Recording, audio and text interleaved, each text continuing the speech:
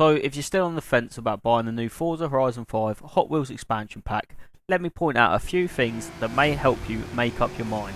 Please know I'm not paid by YouTube, Microsoft, Forza or anyone else. I'm just a guy who wants you to subscribe.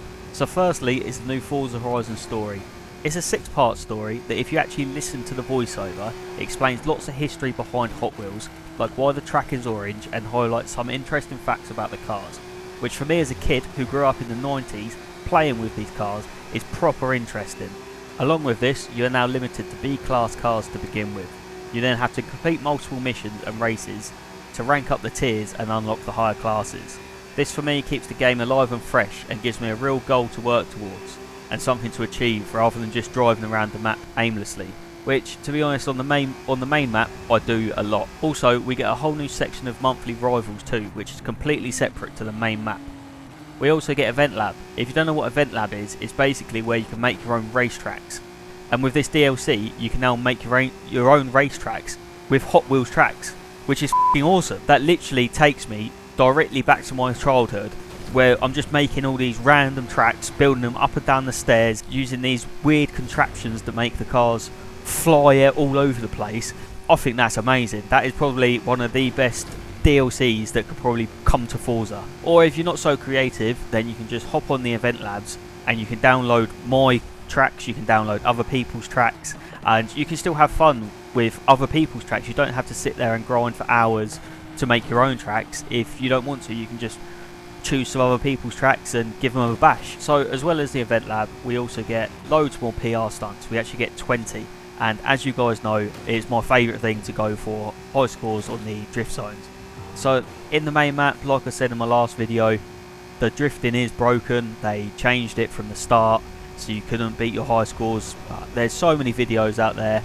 Sylvie2k does an amazing video explaining this, so go and check that out if you don't know what happened to the drift zones. But basically they're a bit bugged on the main map. So the PR stunts on the new map is absolutely fresh and it's so good. It actually means that we have a challenge that we can beat over and over again, get higher up the leaderboards. There isn't as many people glitching it and hacking at the moment. That's probably going to change, but yeah, at the moment PR stunts are back and they're good. They are very, very good. And as well as PR stunts, if it is your thing, there's lots more Smashable XP boards, and there's actually tank balloons now, which involve jumping off things to smash weird little characters in the sky. I'll put a picture up of one here, but these are the bastards. You got about 10, I think it is, you got to smash throughout the whole expansion, and some of them are quite hard to get. I've tried a couple of times and I can't get them. So yeah, you've got all this stuff, guys. There's loads in it. So my next positive point with the expansion is the map itself. Having not played Forza Horizon 3 Hot Wheels expansion, the whole layout and the feel of the track is completely new. Like the way you have to race is completely different. You get the magnet tracks, you've got the boost points. The way you set up the car is completely different. You've got massive hills that generates massively high speeds. I've got over 300 miles an hour quite a few times. And also I've just bought a new graphics card, so the map is absolutely beautiful. So my last positive point is the amount of unlocks. There's loads of really cool cars which are unlocked, and they're all really fast and competitive. And there's actually one that is in an S2 class. I'll make a video on it, but it is now the meta, if you like. It's the fastest S2 car in the game. I'm sure you can have a quick Google. I'm not gonna let you know in this video because I want you to watch my next video. But there is a new S2 class car which is faster than all the rest. So a video will be coming on that. But as well as that, we get loads of character unlocks. If that's your thing, there's loads of horns, there's loads of quips. So yeah, there's loads of unlocks. So on to the downside of this expansion. There's only one, and it is the price. If you get the bundle, it's £35, but the Hot Wheels expansion by itself is £15. Now, £15 is probably reasonable if you've got the Game Pass and can play the game for the main game for free. However, if you bought the game for nearly £50 and then you've got to spend £15 to get the DLC, it's over £60 for one game. If you get the bundle, it's £35. That's nearly 90. That's over £80, nearly £90 for one game.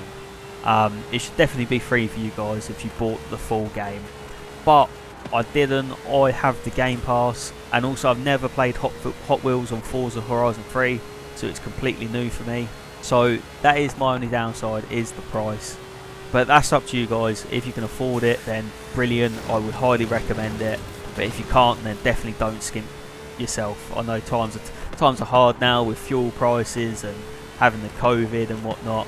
But yeah, I hope this video did help you make up your mind. Let me know what you think in the comments below. I do try and reply to all the comments like you saw in my last video. I got about 60 comments and I've replied to almost all of them. So yeah, please leave a like, comment, subscribe, and I will see you in the next one.